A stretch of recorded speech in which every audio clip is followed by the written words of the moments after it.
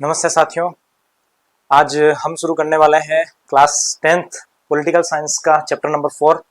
नाम है इसका जेंडर, रिलीजन्स एंड कास्ट। इसमें हम पढ़ेंगे कि क्या जेंडर का रोल प्ले होता है पॉलिटिकल लाइफ में और रिलीजन्स क्या इफेक्ट डालता है उस पर, और जो कास्ट सिस्टम है वो क्या पॉलिटिकल साइंस में अपना रोल प्ले करता है या नहीं, इसके बारे में हम बहुत डिटेल से पढ़ेंगे। बहुत छोटा सा चैप्टर है और ये ऐसा चैप्टर है जिसमें आप पूरे में से पूरे नंबर ला सकते हैं। बहुत ईजी चैप्टर है ना। जेंडर एंड पॉलिटिक्स यानी कि जो लिंग है वो और पॉलिटिक्स यानी राजनीति किस प्रकार अपने काम करती है। The gender divisions tends to be understood as natural and unchangeable. जो जेंडर होता है वो अनचेंजेबल होता है और ये नेचुरल होता है, प्रकृति से हमें मिला हुआ है। ऐसा नहीं है कि आप किसी महिला को पुरुष बना दे और पुरुष को कहीं महिला बना दे। It is not based on biology but on social expectation and stereotypes. जो ये जेंडर है, जो पॉलिटिक्स है, वो क्या है, ये बेस्ड है बायोलॉजी यानी कि जो जीवन का चरित्र होता है, जीवन का रचना होती है जीवन की, उसी तरीके से ये बेस्ड है। यानी कि अगर ईश्वर ने किसी को महिला बनाया है तो वो पूरे जीवन भर महिला ही रहेगी, और किसी ने अगर पुरुष बनाया है तो पुरुष ही रहेगा। तो ये क्या है, लेकिन जो समाज है उसको एक अलग दृष्टिकोण से देखते हैं कि पुरुष का जो वर्ग है वो अपर में देखते हैं और जो स्त्री का जो स्टेटस है वो थोड़ा लोअर में देखते हैं। तो यही हम इसमें डिस्कस करने वाले हैं कि क्यों महिलाएं पिछड़ गई है और किस प्रकार से एक्सपेक्टेशन इनसे कम हुई है। पब्लिक एंड प्राइवेट डिवीजन, अब हम देखते हैं कि किस प्रकार से पब्लिक और प्राइवेट डिवीजन जो है वो किया हुआ है। The result of these divisions of labor is that thought women constitute half of humanity. Their role in public life, जो महिला है उसकी भागीदारी होनी चाहिए। कितनी होनी चाहिए, तो कम से कम जो जितनी पुरुष की भागीदारी है उतनी महिला की भी भागीदारी होनी चाहिए, यानी कि 50% तो एटलीस्ट उसकी होनी ही चाहिए।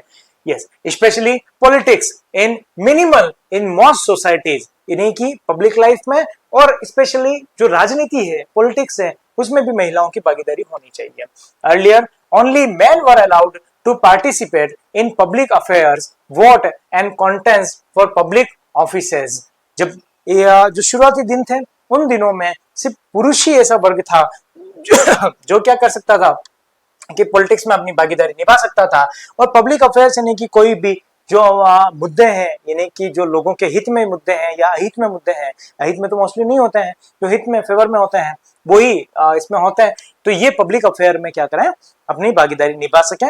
वो पहले क्या होता था, सिर्फ पुरुष ही थे, ऐसा वर्ग था जो ऐसा कर सकता था, और वोट देने का अधिकार भी उसके पास ही था। और पब्लिक ऑफिस में भी वही काम करते थे मोस्टली पुरुष। जो महिलाएं थी उनको संभावनाएं कम थी, यानी कि उनको अपॉर्चुनिटी कम थी। Gradually the gender issues was राइज्ड in politics, लेकिन धीरे धीरे क्या हो गया कि जो लिंगवाद है यानी कि जेंडर जो है वो क्या करते हैं कि इक्वल लाने का लगातार प्रयास करती रहती है government. It demanded to enhance the political and legal status of women and improve their educational and career opportunity।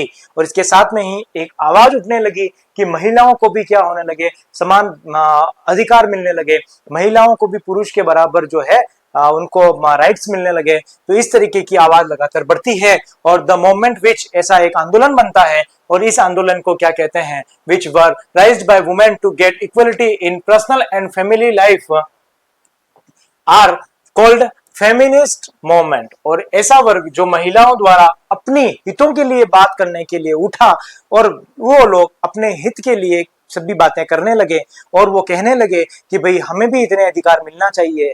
ऐसा आंदोलन जो चला, इस आंदोलन को हम कहते हैं फेमिनिस्ट मूवमेंट, यानी महिलाओं का एक आंदोलन, यानी कि एक वर्ग, ऐसा वर्ग, महिलाओं का वर्ग जो क्या करें, अपनी आवाज उठाएं और उनको समाज में सही स्थान दें। Now, the political expressions of gender divisions and political mobilizations help to improve women's role in public life। जैसे जैसे जो ये लिंगवाद है वो लगातार बढ़ता रहता है, और लिंगवाद का जेंडर जो डिसेबिलिटी है वो उसकी बात कर रहा हूँ, तो लिंगवाद जो है वो लगातार बढ़ते रहते हैं, और उसके साथ में ही जब ये आवाज उठने लगती है तो जो महिलाएं हैं उनको भी भागीदारी मिलना शुरू हो जाती है। As India is a male dominate, जो इंडिया है पेट्रियार्चल, ये आपको शब्द सुनाई देगा, समझाता हूं मैं, society. Women face disadvantage, discriminations and operations in various ways. जो इंडिया है वो मुख्यतः यह पितृसत्तात्मक है, पेट्रियार्कल है, पितृसत्तात्मक। पितृसत्तात्मक का मतलब क्या हो गया, यानी कि पितृसत्तात्मक यानी कि जो चीजें हैं वो बेटे के बाद पिताजी के बाद सब बेटे को ही मिलेगी, महिलाओं को नहीं मिलेगी, इस जो लड़कियां होंगी उनको कोई अधिकार नहीं होगा। तो पेट्रियार्कल एक सोसाइटी थी, उस तरीके से अब तो महिलाओं को भी उतनी भागीदारी मिलने लग गई। अब इसके कारण क्या होता था, महिलाओं को बहुत सारे डिसएडवांटेज जो है फेस करने पड़ते थे, डिस्क्रिमिनेशन फेस करने पड़ते थे, उनको अधिकार प्रॉपर नहीं मिल पाते थे। तो ये सभी क्या है, पेट्रियार्कल सोसाइटी के कारण सभी हुआ, यानी कि जो मेल डोमिनेटेड सोसाइटी है उसके कारण हुआ। The first point, the literacy rate among women is only 54%, सिर्फ 54% जो है literate, compared with 76% among main. जो महिलाओं की कंपैरिजन में, यानी कि आउट ऑफ 100 जो पुरुष हैं वो, यानी कि जो मेल है और फीमेल है, जो पुरुष हैं उनकी जो परसेंटेज है, लिटरेसी रेट है, पढ़े लिखे साक्षरता की जो रेट है वो 76% थी। लेकिन वही हम बात करें महिलाओं की तो वो सिर्फ 54% थी, यानी कि 50% ही लोग ऐसे थे, महिलाएं थी जो पढ़ सकती थी, है ना। और अभी भी लगभग रेशियो ऐसा का ऐसा ही बना हुआ है। The advantage of Indian womens works 1 hour more than advantage men every day, and yet much of her work is not paid. The Equal Remunerations Act of 1976 provides that equal wages should be paid to equal work. जो act बना हुआ है 1976, जिसमें ये कहा हुआ है कि महिलाओं को और पुरुषों को समान काम मिलेगा, लेकिन देखा जाए तो महिलाओं को 1 घंटा अधिक काम करना पड़ता है पुरुषों के कंपैरिजन में। यानी कि कोई पुरुष 8 घंटे काम करता है तो महिलाएं 9 घंटे काम करती है, लेकिन फिर भी महिलाओं का वेतन कम होता है एज कंपेयर किसके, पुरुष के, है ना। हाँ, in India sex selective abortions lead to a decline in the child sex ratio, number of girls children per 1000 boys। जो सेक्स रेशियो है, यानी कि जो महिलाओं की संख्या है पर 1000 पे, वो क्या है, कम है फीमेल्स की। यानी कि जो बच्चे हैं, जो लड़कियां हैं, उसको जन्म देने में जो हेजिटेशंस होती है, लेकिन जो इससे क्या हो गया, जो सेक्स रेशियो है वो लगातार गिरता चला गया। Now urban area have become particularly unsafe for women. जो अर्बन एरिया है पर्टिकुलरली, है ना, ये थोड़ा सा मिटा हुआ है, या इसको थोड़ा सा सही कर देते हैं, 1 second.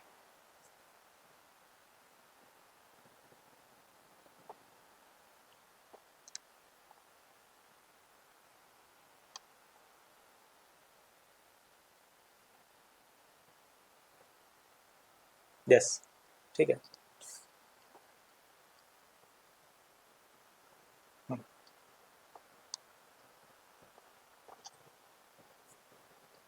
Yes, urban area have become particularly unsafe for women. जो अर्बन एरिया है उसको अनसेफ माना जाता है महिलाओं के लिए, क्योंकि वो शहरी जो क्षेत्र है वो महिलाओं के लिए सेफ नहीं है, है ना। हाँ, अब हम देखते हैं वुमेन्स पॉलिटिकल रिप्रेजेंटेशंस, किस प्रकार से महिलाओं की भागीदारी पॉलिटिकल में, यानी कि राजनीति में बढ़ी है और किस तरीके से बढ़ी है।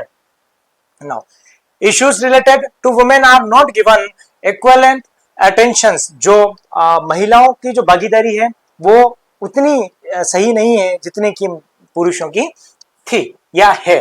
This has led many feminist and women's movement to the conclusions that unless women control power, their problems will not get adequate attentions। जो महिलाएं हैं वो क्या करें, ऐसे मोमेंट के कारण, यानी फेमिनिस्ट मोमेंट के कारण लगातार नजरों में आती है, और नजरों में आने के साथ में ही वो क्या करती है कि भाई राजनीति में भी अपनी भागीदारी निभाती है। In India the percentage of elections women member in Lok Sabha touched 12% of its total strength for the first time in 2014। यानी कि जब नरेंद्र मोदी गवर्नमेंट आई है उस समय पर पहली बार ऐसा हुआ है कि 12% के आसपास जो महिलाएं हैं उनको सीट मिली है ना। Their share in the state assemblies is less than 5%। लेकिन जब हम आज भी जो राज्य के चुनावों में बात करते हैं, असेंबलीज में बात करते हैं, विधानसभा में बात करते हैं, तो वो क्या है, 5% से भी कम है। One way to solve womens problems is to have a fair proportions of womens in the elections bodies. एक ऐसा तरीका जो क्या है कि महिलाओं को एक अच्छा रास्ता नहीं मिल पा रहा है पॉलिटिक्स में आने का। In panchayat and municipalities 1/3 of seat in local government bodies are reserve from women.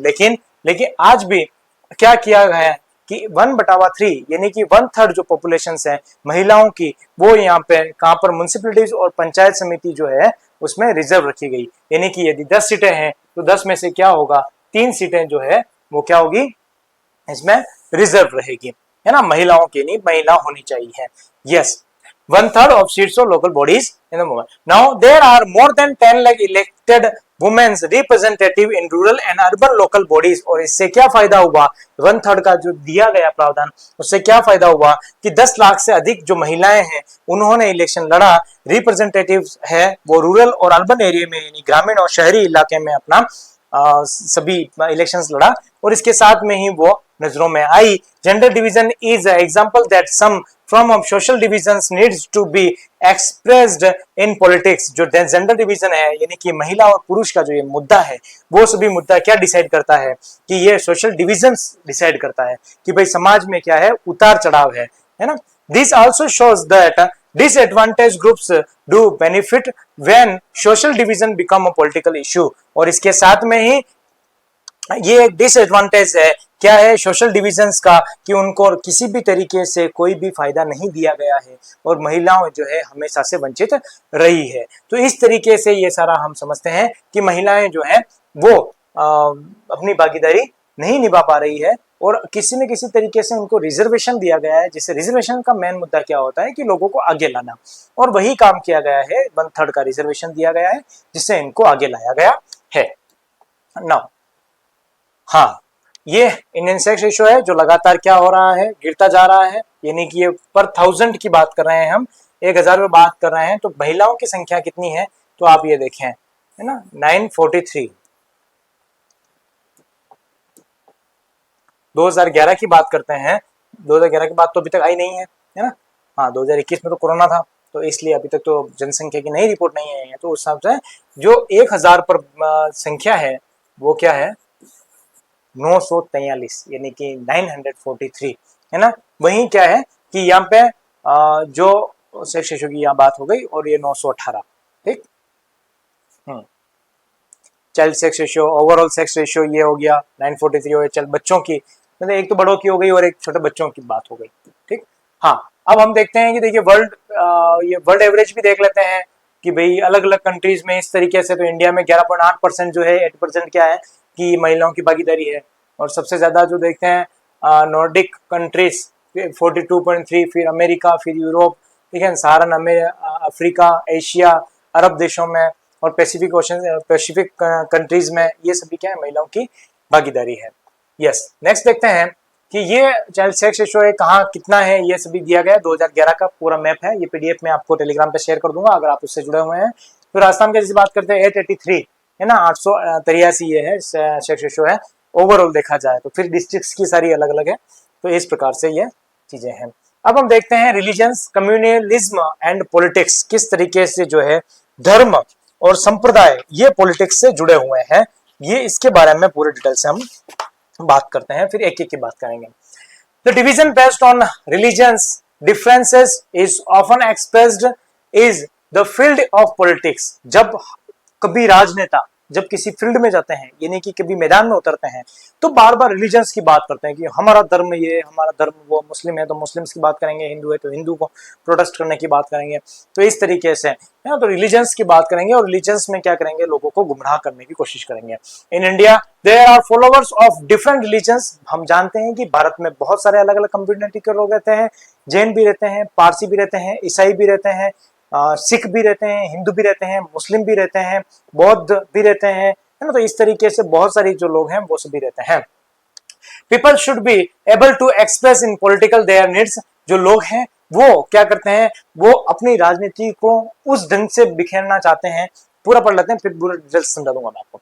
Needs, interest and demands as a member of religious community. देखिए कोई कम्युनिटी है जो एक संप्रदाय विशेष से है, उस संप्रदाय विशेष को उसके प्रति जागरूक करते हैं। जागरूक करने के बाद में, जागरूक जैसे ही वो होते हैं तो अग्रेसिव करने की कोशिश करते हैं कि यार हमारे धर्म पे ये चीजें हो रही है, तो आप लोग हमें वोट नहीं देंगे तो हमारा धर्म खतरे में आ जाएगा। तो इस तरीके से काम होता है। तो ये पॉलिटिक्स में राजनीति जो है वो एक आम बात बन चुकी है। हम कम्युनलिज्म की बात करते हैं, यानी सांप्रदायिकता की बात करते हैं। The use of religions in politics is the called communal politics. यदि कोई रिलीजन्स यानी धर्म की बात करता है और किसी धर्म विशेष पर कोई, जैसे ओवैसी है, ओवैसी क्या मुस्लिमों की बात करेगा, मुस्लिम क्या है, कम्युनिटी बन गई, और ये कम्युनलिज्म सारी बात करते हैं, मुस्लिम कम्युनलिज्म की बात कर रहे हैं वो। तो इस तरीके से बात, when beliefs of one religions are present as superior to those of other religions, ये कहते हैं कि जो हमारा जो धर्म है वो सबसे प्रमुख है। ये जो है बार बार, तो ये एक चीज हो गई। when the demands of one religions groups are formed in oppositions of to other, ये क्या करते हैं, ये oppositions other, ये लोग जो दूसरे जो धर्म है उसको नीचा दिखाने का काम करते हैं, यानी कि उनको डाउन बताने की काम करते हैं। When state powers is used to establish the dominations of one religious group over rest, और इसके साथ में ही जब कभी ये एक राज्य में अपना सत्ता बना लेते हैं तो उसके साथ में ही ये क्या कर रहे हैं, दूसरी जितनी भी कम्युनिटी है उसको डाउन करने की कोशिश करते हैं, उसको दबाने की कोशिश करते हैं। Communalism can take various forms in politics as mentioned below. जो कम्युनलिज्म सांप्रदायिकता जो है वो किस तरीके से काम करती है ये हम देखते हैं। The most common expressions of communalism is in everyday beliefs that involve religion's prejudice, stereotype of religious communities and belief in the superiority of one's religions over other religions। जब कभी एक religions, जब कभी एक समुदाय या कोई एक वर्ग एक जगह आ जाता है, जीत जाता है, तो वो दूसरे जितने भी वर्ग हैं उस पर अत्याचार करना शुरू कर देता है ना। उसमें ये करना शुरू कर देता है कि ये हमारी प्रथा लगातार चलती आ रही है, और इसके साथ में ही वो सभी पर सर्वे सर्वा बन जाता है, यानी कि टॉप पे जो है वो हमारा धर्म है। तो इस तरीके से क्या होता है, ये सभी जो धर्म है वो एक धर्म से दूसरे धर्म पर हावी होने की कोशिश करते हैं। Communal mind often leads to quests of political dominance of one's own religious community. जब ये राजनीति तो गई भाड़ में, लेकिन जब भी ऐसी बात आ जाती है, कम्युनिटी की बात आ जाती है, तो ये क्या करते हैं, राजनीति सब भूल जाते हैं। जब शीर्ष नेता बन जाते हैं तो उसके बाद में अपने धर्म का प्रचार शुरू कर देते हैं कि हमारे धर्म के जो है वही सर्वे सर्वा है, सब कुछ वही है। Now third, political mobilizations on religious lines involves the use of sacred symbols। उसके साथ में ही जैसे ही ये जो रिलीजियंस वाले लोग हैं वो एक अपना अलग से जो है वो चिन्हित करते हैं कि ये इनका चिन्ह होगा। रिलीजियस लीडर्स, वो अपना एक रिलीजियस लीडर बनाता है कि ये हमारा लीडर होगा। Emotional appeal and plan fair in order to bring the followers of one religions together in the political area। और उसके साथ में ही ये ऐसे ऐसे वादे करने शुरू कर देते हैं कि जिससे वो दूसरे लोगों को लगता है कि नहीं, ये अपने धर्म की रक्षा कर रहा है और इसके साथ में ही हमारा हित चाहता है ना। तो ये, और फिर मैं ऐसी दुखद बातें करेगा कि हमारे साथ ये अत्याचार हुए, हमारे साथ वो हुआ, हमारे साथ ये हुआ, ठीक है ना। तो ये सारी चीजें हैं। फिर sometimes communalism takes its ugly from the communal violence. कुछ कुछ समय पर ऐसा देखा गया है कि जब ये संप्रदाय बहुत ज्यादा बढ़ जाता है तो वो वॉलियंस क्रिएट करने लग जाता है कि यानी दंगा जो है वो शुरू करने देता है। रोइड्स यानी कि दंगे भड़काना काम कर देते हैं, उग्र हो जाते हैं। मैस्क्योर यानी कि हत्याकांड ऐसे होने लग जाते हैं। इस तरीके से India and Pakistan served some of the worst communal at the यहाँ पे आगे छपा नहीं है, पार्टीशंस है ना। तो पार्टीशंस के समय पर इंडिया और पाकिस्तान से रिलीजियंस के नाम पर, ये कम्युनलिज्म के नाम पर दंगे देखे थे और ऐसे बहुत सारे हत्याकांड देख चुके हैं। तो ये चीज है कम्युनलिज्म। यस, अब सेकुलर स्टेट यानी कि क्या है, सांप्रदायिक जो है स्टेट किस प्रकार से है, धर्मनिरपेक्ष किस तरीके से है। कितना खूबसूरत सा वर्ड बनाया, हिंदू, जैन, बुद्धिज्म, सिख, इस्लाम और क्रिश्चियन, और इसको पूरा मिक्स किया हुआ इंडिया बना रखा है ना। तो मिलजुल के रहना बहुत अच्छी बात है। हाँ, लेकिन कुछ होते हैं जो क्या करते हैं कि बार बार भड़काने, उनकी नसों में ही क्या होता है, भड़काव ही लिखा हुआ होता है। Yes, India is the secular state. Bharat धर्मनिरपेक्ष राज्य है, हम सभी जानते हैं, किसी भी धर्म की प्राथमिकता नहीं दी गई है। Some of the features of India secular state are, क्या इसके फीचर्स हैं, सेकुलर हम किस तरीके से कहेंगे वो देखते हैं। First, there is no official religions in the Indian state. कोई भी भारत की कोई विशेष जो है ये धर्म नहीं है कि भारत में ये नहीं कह सकते कि ये जो धर्म है वो पर्टिकुलर भारत का ही है। Now the constitution provides to all individuals and communities the freedom to profess, practice and propagate any religions or not to follow any। और इसके साथ में ही जो इंडियन कॉन्स्टिट्यूशन है वो किसी भी तरीके से किसी कम्युनिटी को कोई दबाव नहीं डालता है, वो फ्री तरीके से सारा काम कर सकता है, वो फ्री तरीके से अपनी जो भी प्रोपोगेंडा है वो चला सकता है और रिलीजन्स के नाम पे वो कुछ भी कर सकता है। The Constitution prohibits discriminations of grounds of religions। जो Constitution है वो उनको जो भी करना है उसकी अनुमति देता है। The Constitution allows to state to intervene in matter of religions in order to ensure equality within religious communities। For example is ban untouchability। और ऐसा कोई काम हो रहा है यदि भारत में जिससे ये लगता है कि भारत में जो रिलीजन्स है वो हावी हो रहा है, तो ऐसा क्या करते हैं, कॉन्स्टिट्यूशन में ऐसे अधिकार दिए हुए हैं, राइट टू इक्वलिटी, जैसे कि आर्टिकल नंबर 14, तो वो क्या करता है कि उसको निषिद्ध कर देता है। जैसे कि एग्जांपल अनटचेबिलिटी चलती थी तो उसको हटा दिया गया। तो ये इससे पता चलता है कि जो ये भारत है वो क्या है, सेक्युलर स्टेट है। यस, कास्ट एंड पॉलिटिक्स, क्या कास्ट जो है वो पॉलिटिक्स में कुछ रोल प्ले करती है? अगर करती है तो हम पूरा डिटेल से पढ़ते हैं। Caste and politics both have some positive and some negative aspects. Let's look at it. कुछ कास्ट सिस्टम जो है वो अपना पॉजिटिव रोल प्ले करती है, कुछ जो होती है वो नेगेटिव रोल प्ले करती है। देखते हैं किस तरीके से। Now caste inequality. Yes, in most societies, occupations are passed on from one generation to another। एक जनरेशन से दूसरे जनरेशन पर जो जातिवाद है वो बढ़ता रहता है। जैसे कि मेरा जो सरनेम है वो ही मेरे बेटे का होगा, वही मेरे पिताजी का होगा, तो ये आगे से आगे क्या होगा, जनरेशंस पे डिपेंड करेगा। The caste system is an extreme form of this. ये कास्ट सिस्टम है ये सभी पर निहित होता है। In this system members of the same caste groups were supposed to from a social community that practices of the same or similar occupations married within the caste groups and did not eat with member of other caste group। जो ये समान जाति के जो लोग हैं वो सभी क्या करते हैं, अपनी समान सोच वाले लोगों के साथ रहते हैं, उन्हीं के समान जाति के साथ में शादी करते हैं और उसी के साथ में क्या करते हैं, खाना खाते हैं, किसी और दूसरे के साथ में नहीं खाते हैं और सेम ऑक्यूपेशन से नहीं कि सेम भी साम काम करते हैं। तो इस तरीके से ये जो है पूरा एक ग्रुप काम करता है कास्ट का। विथ इकोनॉमिक डेवलपमेंट, जैसे जैसे आर्थिक विकास होता है, लार्ज स्केल अर्बनाइजेशंस और इसके साथ में ही लगातार शहरीकरण हुआ, तो growth of literacy and education, जैसे जैसे लिटरेसी रेट यानी साक्षरता बढ़ी और सभी को शिक्षा मिलना शुरू हुई, occupations mobility and the weakening of the positions of landlord in the village, the old notions of caste hierarchy are breaking down. और इसके साथ में ही जो विलेज के लगातार शिक्षा बढ़ी तो लोग बाहर गए, पढ़े लिखे, वो भी अमीर होते गए और इसके साथ में ही विलेज के जो हेडमैन हैं, विलेज के जो लैंडलॉर्ड हैं, उनका स्टेटस धीरे धीरे डाउन होता गया और डाउन होता गया। तो उसके साथ में ये हायरार्की सिस्टम जो चल रहा था, हायरार्की सिस्टम कौन सा, ब्राह्मण, क्षत्रिय, वैश्य और शूद्र वाला, ये सभी धीरे धीरे डाउन होता गया और खत्म होता गया।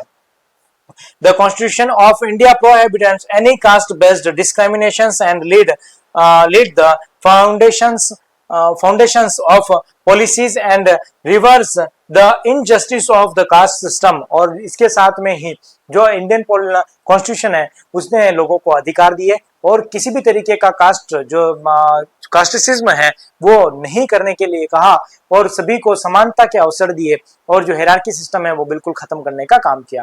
इसमें ये भी बताया गया है कि जो काम लोग कर रहे हैं उसको डिसाइड कर सकते हैं और दूसरा भी व्यक्ति जो है, जैसे कि कोई क्षत्रिय है तो दूसरा काम कर सकता है और इस तरीके से सारे काम चलते गए, है ना। तो इस तरीके से जो कास्ट है वो लगातार डेवलप्ड होता गया। कास्ट इन पॉलिटिक्स, क्या है कास्ट किसी पॉलिटिक्स में अपना कोई रोल प्ले करता है, तो वो देखते हैं। Now caste can take various forms in politics. जो कास्ट है वो बहुत ही अपनी भूमिका निभाता है किसमें, पॉलिटिक्स में। और पॉलिटिक्स में अगर निभाता है तो when parties choose there candidate और व्हेन गवर्नमेंट आर फॉर्म्ड, जब कोई पार्टी अपना कैंडिडेट चूज करती है और जब गवर्नमेंट बन जाती है, political parties usually take care the representatives of different caste and tribes found a place in it। और इसके साथ में ही जो पॉलिटिक्स के जो लोग हैं वो ये चाहते हैं कि क्या करें भाई, ये जो कास्ट है उस ऐसे लोगों को रखा जाए जो क्या करे, सभी को साथ में लेकर चले। Political parties and candidates in elections make appeals to caste sentiment to win the elections। और इसके साथ में ही वो ऐसे लोगों को अपने, जैसे कि भाई कोई भील समुदाय है, मीणा समुदाय है या कोई ट्राइबल कास्ट में है, तो उसी लोगों को पकड़ेंगे और उसको इलेक्शन में जिताएंगे, फिर उस लोगों को वहीं पर बिठाएंगे ताकि वो अपनी कम्युनिटी को क्या करे, पकड़ के रखें, अच्छे से पकड़ के रखें, ताकि वापस वो अगली बार क्या करे, जीत सकें। To gain support political parties raise caste based issues during elections to get political support as one man one vote system of adult franchise has made the voters very powerful। और इसके साथ में जब पॉलिटिक्स इस तरीके का काम करती है कि भाई हम इसी तरीके से कास्ट सिस्टम में चलाएंगे, तो लेकिन सामने वो ये देखते हैं कि जो वन वोट वन मैन है, यानी कि एक व्यक्ति एक वोट का अधिकार रखता है, तो वो एक बहुत पावरफुल चीज कॉन्स्टिट्यूशन ने लोगों को दे रखी है। और इसके साथ में ही जो मनुष्य है उसमें ये सोचने समझने की शक्ति है कि भाई किस व्यक्ति को वोट देना चाहिए और किस व्यक्ति को नहीं देना चाहिए। तो अगर ये हावी होने लगती है तो ये इसका एक तोड़ यहाँ पे निकल सकता है। Political parties have made people belonging to lower caste conscious about their rights to vote and their power. और इसके साथ में ही जो लोग लोअर कास्ट से आते हैं वो क्या करते हैं कि वो ये ध्यान रख के अपनी बात बता सकते हैं कि इस तरीके का इनको सपोर्ट मिलना चाहिए, किस व्यक्ति को वोट देना है और किस व्यक्ति को वोट नहीं देना है ना। तो ये सारा वो डिसाइड कर सकते हैं। During elections caste matter but it is not everything. ये जब इलेक्शंस होता है तो ये सही बात है कि कास्ट कुछ मैटर करता है, सच बात है ये कि कास्ट का बहुत बड़ा रोल प्ले होता है, लेकिन ये सब कुछ नहीं है। There are many other factors that impact the elections. इसके साथ में ही बहुत सारे ऐसे फैक्टर्स हैं जो इंपैक्ट डालते हैं people's assessment of the performance of the government and the popularity rating of the leaders are considered during elections। ये लोग जो होते हैं, कोई भी अगर इलेक्शन सामने आ रहा है तो लोग किस तरीके से उसका सराहना करेंगे। यदि उसने काम अच्छा किया है तो उसके हिसाब से उसकी रेटिंग होगी, और रेटिंग होने के साथ में ही वो इलेक्शंस में क्या करेगा, जीतेगा या हारेगा, वो डिसाइड करेंगे। Just have a look at the below points. हम कुछ पॉइंट्स से ये समझ सकते हैं कि किस तरीके का रोल प्ले पॉलिटिक्स में हो सकता है। First, candidate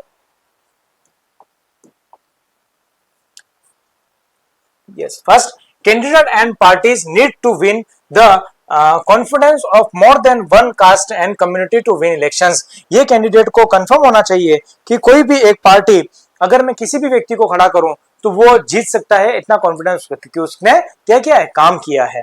now no parties wins to, ये किसका एग्जांपल है भाई, बीजेपी गवर्नमेंट का।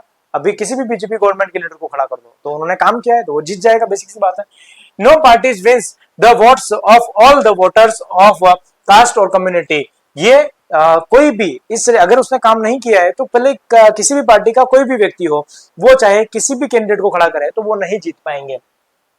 Some voters have more than one candidate from their caste while many voters have no candidate from their caste। देखिए बहुत सारी सिचुएशन क्रिएट होती है जब क्या होता है कि भाई एक समुदाय है, जैसे कि मान लो कोई 500 ऐसे ग्रुप लोग हैं जो एक समुदाय विशेष को रिप्रेजेंटेटिव करती है, ठीक है। अब उसमें क्या है, एक से दो भी कैंडिडेट हो सकते हैं और उसके अदर भी हो सकता है। जैसे कि मान लो सभी ब्राह्मण हैं, उसमें दो ब्राह्मण व्यक्तियों को खड़ा कर दिया और उसके साथ में कोई क्षत्रिय है यानी कि राजपूत व्यक्ति है, वो सभी 500 लोग हैं वो ब्राह्मण के हैं, उनमें से दो व्यक्ति ऐसे हैं जो लीडर करने के लिए आए हैं, लेकिन सामने कौन है, राजपूत है। तो बहुत सारी कंडीशन में ऐसा होता है कि वो दोनों तो हार जाते हैं ब्राह्मण, ब्राह्मण की प्रमुख होने के बावजूद और राजपूत जीत जाता है। तो यही बात लिखी हुई है। बहुत समय ऐसे होते हैं कि एक कैंडिडेट ऐसा होता है जो उनकी कम्युनिटी का होता है लेकिन वो हार जाता है, एक से अधिक हो सकते हैं, लेकिन एक ऐसा व्यक्ति जो उनकी कम्युनिटी का नहीं है वो भी जीत जाए। क्यों? क्योंकि उसने वर्क किया है, काम किया है। लोग समझते हैं इस बात को। The ruling party and their sitting MPs MLA keeps changing whenever fresh elections take place. जब भी क्या होता है, ये एक बड़ी दिक्कत है कि भाई ये जो जैसे ही जीत जाते हैं इलेक्शंस तो ये क्या करते हैं कि जो रूलिंग पार्टी है उसका एमएलए और एमपी वहां से चेंज कर दिया जाता है। ये नहीं कि भाई एमपी कोई कांग्रेस में है तो बीजेपी में आ गया, बीजेपी से कांग्रेस में चला गया।